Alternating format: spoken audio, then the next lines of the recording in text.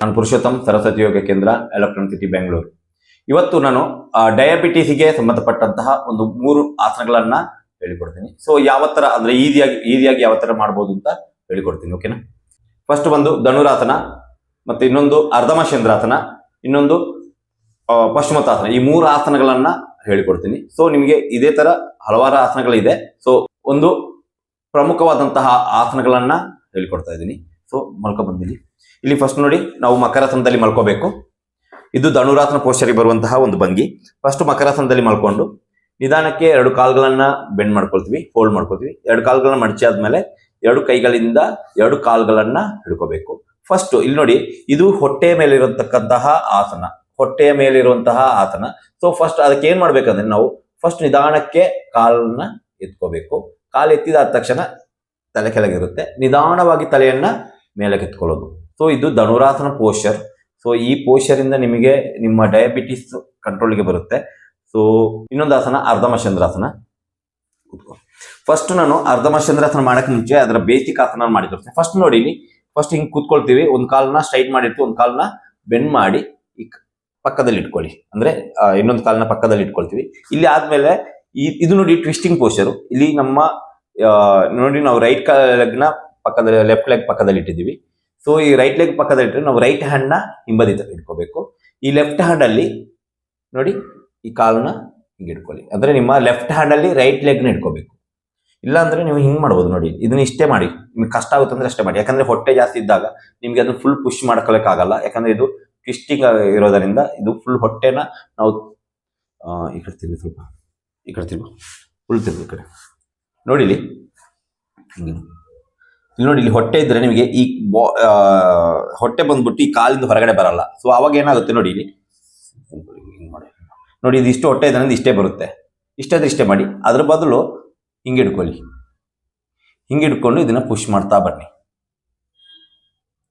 Push ಮಾಡ್ತಾ ಬರಬೇಕು. ಅವಾಗ ನಿಮಗೆ ಇದು ಸ್ವಲ್ಪ ನಿಮಗೆ ಇಲ್ಲಿ ಎಕ್ಸ್ಪೆಂಡ್ ಆಗುತ್ತೆ. ಆಮೇಲೆ ಹೊಟ್ಟೆ ಸ್ವಲ್ಪ ಕಮ್ಮಿ ಆಗ್ತಾ ಬರುತ್ತೆ. ಆಮೇಲೆ ಟ್ವಿಸ್ಟಿಂಗ್ ಅನ್ನ ಈಸಿಯಾಗಿ ಮಾಡ್ಬೋದು. ನೋಡಿ, ಅರ್ಧಮಚಂದ್ರಾಸನ ಅಂತ ಹೇಳಿದಾಗ, ಸೊ ಇದು ಕೈ ಕಾಲನ್ನ ಈಗ ಬೆಂಡ್ ಮಾಡಿ ಪಕ್ಕದಲ್ಲಿ ಇಟ್ಕೋಬೇಕು ಫಸ್ಟ್.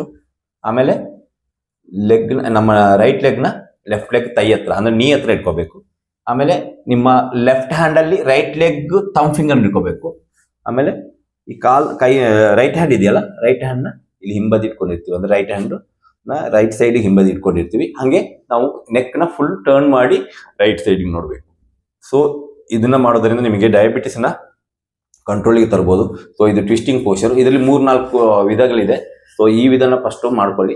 ಸೊ ಇದರಿಂದ ನಿಮಗೆ ಡಯಾಬಿಟಿಸ್ ಕಂಟ್ರೋಲ್ ಆಗುತ್ತೆ. ಇನ್ನೊಂದು ಪಶ್ಚಿಮೋತ್ತಾಸನ. ಮಾಡಿ. ಸೊ ಪಶ್ಚಿಮೋತ್ತಾಸನದಲ್ಲಿ ಮುಂದೆ ಫಸ್ಟ್ ಬಂದು, ಸೊ ನೋಡಿ, ಇದು ಫೈನಲ್ ಪೋಸ್ಚರ್ ನಾವು ಹಿಂಗಿರುತ್ತೆ. ಫೈನಲ್ ಪೋಸ್ಚರ್ ಮಾಡಿ ತೋರಿಸ್ತೀನಿ. ನೋಡಿ, ಇಲ್ಲಿ ಬ್ರೀತ್ ಇನ್ಹೇಲ್ ಮಾಡಿ ಎಕ್ಸೇಲ್ ಮಾಡ್ತೀವಿ. ಎಕ್ಸೇಲ್ ಮಾಡಿ ಫುಲ್ ಬಾಡಿನ ಕಾಲ್ ಮೇಲೆ ಮಲಗಿಸ್ತೀವಿ. ಸೊ ದೇಹದ ಭಾಗ ಕಾಲ್ ಮೇಲೆ ಇರುತ್ತೆ. ಸೊ ಇದು ಫೈನಲ್ ಪೋಸ್ಚರ್ ಇರುತ್ತೆ. ಸೊ ಇದು ನಿಮಗೆ ಮಾಡಕ್ ಕಷ್ಟ ಆಗುತ್ತೆ ಅಂತ ಹೇಳಿದ್ರೆ, ಸೊ 2 ಕೈನ ಕಾಲ್ ಕೆಳಗಡೆ ಇಟ್ಕೊಳ್ಳಿ.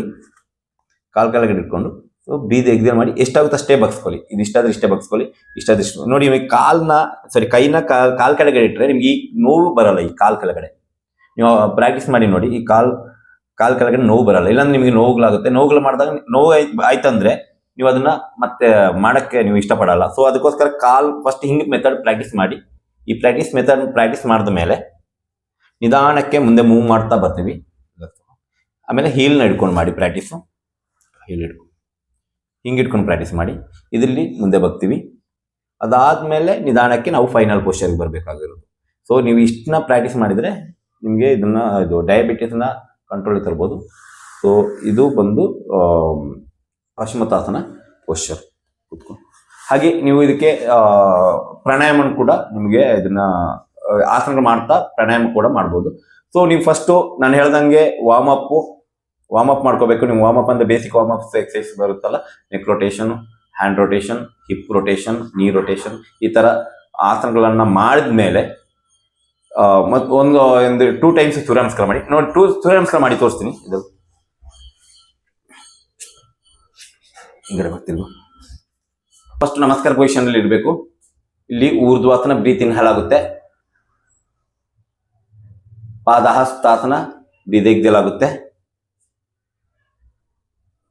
ಏಕಪಾದ Prasaranasana, right leg back. Dwipada Prasaranasana, 2 leg back. Shashankasana, sitting position. Sashtanga Namaskara, breathing exhale. Bhujangasana, bend backward, breathing inhale. ಎಷ್ಟಾಗುತ್ತೆ ಅಷ್ಟೇ ಮಾಡಿ. Adho Mukha Svanasana, breathing exhale. Shashankasana, bend your knee, breathing inhale, exhale, sit on the heel. Ekapada Prasaranasana, right leg front. Padahastasana, 2 leg front. Urdhvasana, breathing inhale. ನಮಸ್ಕಾರ ಸ್ಮೃತಿ. ನಾನೇನು ಹೇಳ್ಕೊಟ್ಟಿದ್ದೀನಿ, ಧನುರಾಸನ, ಪಶ್ಚಿಮೋತ್ತಾಸನ ಮತ್ತು ಅರ್ಧಮಚಂದ್ರಾಸನ ಆಸನಗಳನ್ನ daily ಮಾಡ್ತಾ ಬನ್ನಿ. ನಿಮಗೆ 100% result ಸಿಗುತ್ತೆ. ಸೊ ಅದ್ರ ಜೊತೆಗೆ ನೀವು ಅನುಲೋಮ ವಿಲೋಮ ಪ್ರಾಣಾಯಾಮ ಕೂಡ ಮಾಡ್ತಾ ಬರಬೇಕು. ಅನುಲೋಮ ವಿಲೋಮ ಪ್ರಾಣಾಯಾಮ ನಾನು ನೆಕ್ಸ್ಟ್ ವಿಡಿಯೋದಲ್ಲಿ ಹೇಳ್ಕೊಡ್ತೀನಿ. Thank you very much.